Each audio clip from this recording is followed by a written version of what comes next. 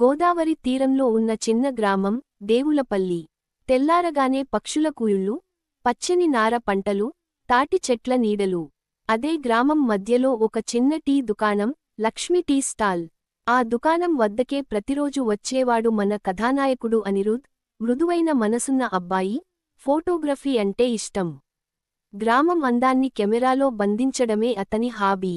ఒక రోజు ఉదయం టీ షాప్ దగ్గరకి కొత్తగా వచ్చిన అమ్మాయి, సీత.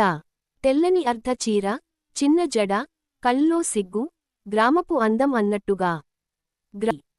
సీత తన అక్కింటికి వేసవికాలం గడపడానికి వస్తుంది. టీ తీసుకుంటూ అనిరుద్ వైపు ఒక చిన్న చిరునవ్వు ఇస్తుంది.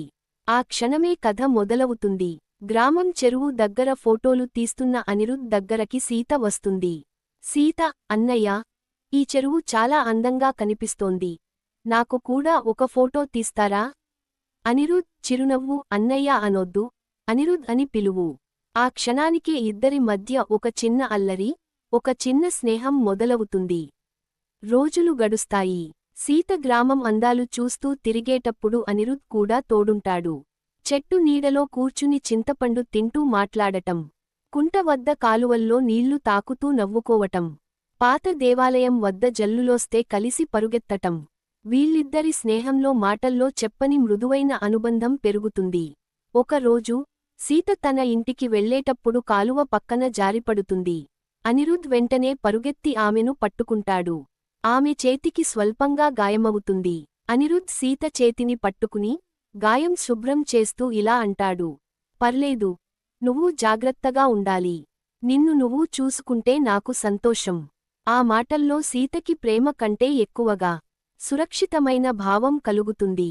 రోజు ముగిసే సమయానికి గ్రామం చెరువు ఒడ్డున ఇద్దరూ కూర్చుని సూర్యాస్తమయం చూస్తారు. సీత మెల్లగా అడుగుతుంది, నన్ను మిస్ అవుతావా నేను తిరిగి మా ఊరికి వెళ్ళాక? అనిరుద్ కొంచెం ఆగి, ప్రతి ఉదయం టీ తాగడానికి వచ్చే దారిలో నువ్వు కనిపించకపోతే అప్పుడే తెలిసిపోతుంది ఎంత మిస్ అవుతానో. సీత మెల్లగా చిరునవ్వు చేస్తూ ఇలా అంటుంది, అంటే నన్ను ఇష్టపడుతున్నావా? అనిరుద్ కేవలం తల వంచి సిగ్గుగా చిరునవ్వుతాడు.